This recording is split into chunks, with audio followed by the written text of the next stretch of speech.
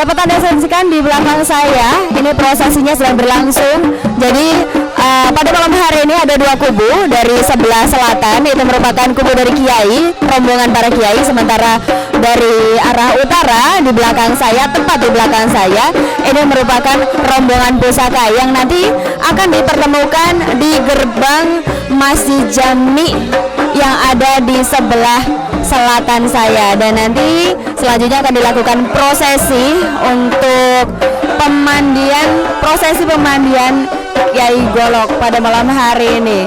Baik, saya akan update terus bagaimana prosesinya nanti. Untuk Anda jangan kemana-mana, saya akan segera kembali. Assalamualaikum warahmatullahi wabarakatuh.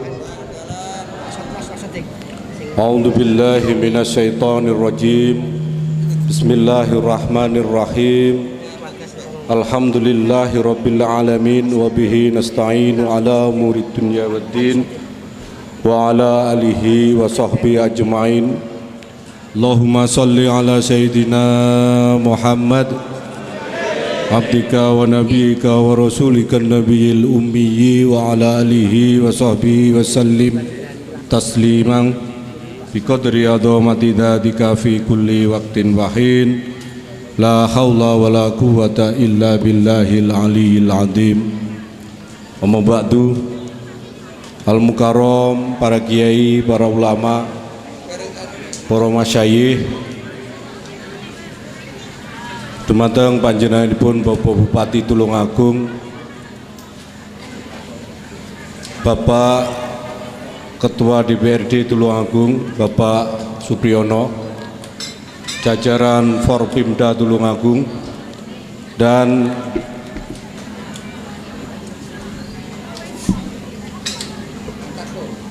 Bapak Gubernur Jawa Timur yang dalam hal ini diwakili dari, jadi nanti yang sambutan dari Kodam, saya lupa namanya. Nah, sudah bicara banyak dengan beliau. Para rawuh ingkang kula hormati, alhamdulillah wonten ing dalu menika kula secara pribadi saged sowan wonten ing menika majelis ing pangarep hanya memenuhi jejeban dalem rikala kula didhawuhi Kyai Muhammad Yasin kapurih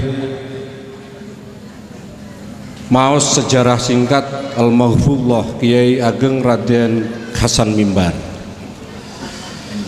Sholawat salam mugi katur wonten junjungan kita Nabi Agung Rasulullah Muhammad sallallahu alaihi wasallam biqauli Allahumma sholli wa sallim wa barik alaih. Bapak Ibu hadirin ingkang minulya, langsung dalam maosaken sejarah singkat Al-Maghfurullah Kiai Ageng Raden Hasan Mimbar. Sejarah menika dipun ramu kalian keluarga Kiai Ageng Raden Hasan Mimbar sekitar abad ke-16-17 Masehi. Menurut catatan sejarah Kabupaten Tulungagung bernama Kadipaten Ngrowo, di mana dalam hal agama penduduknya sudah banyak yang memeluk agama Islam. Sayangnya keislaman mereka masih bercampur dengan tradisi Hindu, terutama tampak dalam hal adat istiadat yang dilaksanakan sehari-hari. Misalnya tradisi kenduri, sesajen, penghormatan terhadap arwah, pernikahan, dan upacara-upacara adat lainnya. Hal tersebut menjadikan sulit memisahkan asal tradisi antara ajaran Islam dengan Hindu.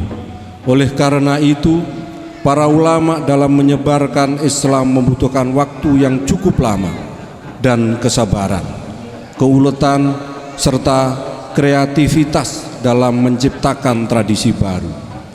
Dalam kondisi masyarakat seperti itu, muncul seorang tokoh bernama Kiai Ageng Raden Hasan Mimbar.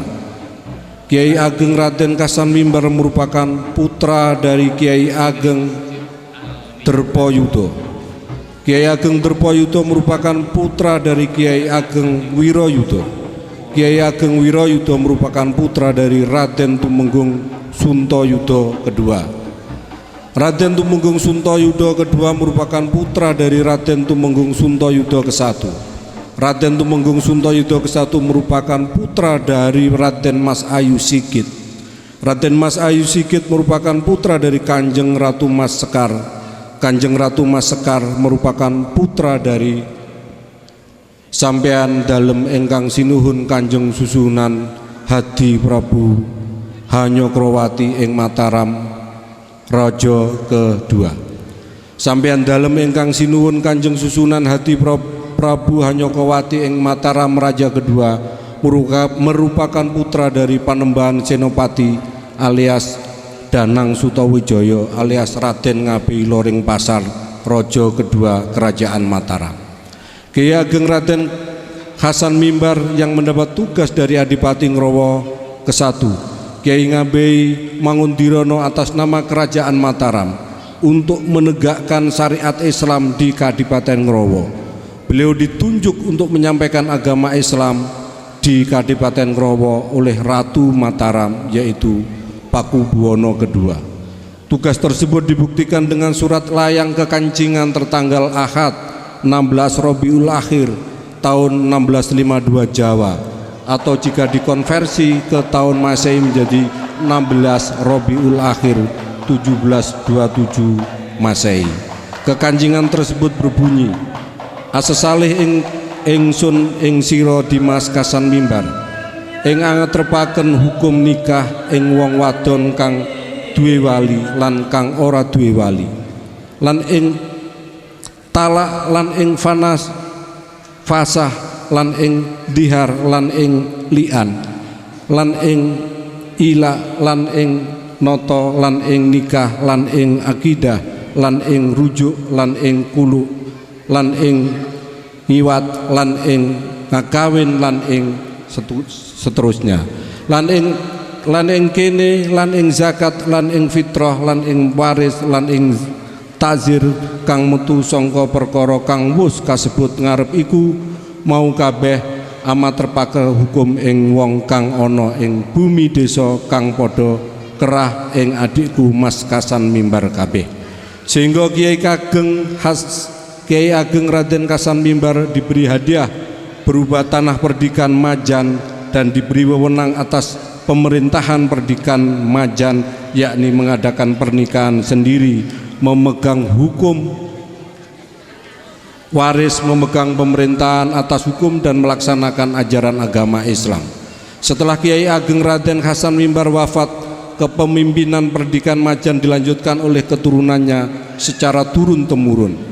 Perdikan Majan juga diketahui keberadaannya oleh pemerintah Belanda, dan pada tahun 1912 pemerintah Belanda tetap membebaskan perdikan Majan itu dari kewajiban membayar pajak. Setelah Indonesia merdeka, status perdikan Majan masih sebagai salah satu wilayah perdikan dalam kurung sistem kerajaan tanpa ikut negara. Perdikan Majan dihapus pada tahun 1979. Kiai Ageng Raden Hasan Mimbar adalah seorang ulama besar dan tokoh sentral di Tulungagung yang mampu menyiarkan syariat Islam di Kabupaten Ngrowo pada abad ke-16-17 Masehi, sehingga jasa-jasa Kiai Ageng Raden Hasan Mimbar sangat dirasakan oleh warga Tulungagung, khususnya dalam ranah mengingat jasa-jasa dan peran Kiai Ageng Raden Hasan Mimbar, sehingga kita mampu meneruskan perjuangannya dan mengingat jasa-jasanya. Untuk itulah kita kirimkan Fatihah kepada beliau, semoga jasa-jasa beliau kita dapat menindaklanjuti untuk kita semuanya. Al-Fatihah.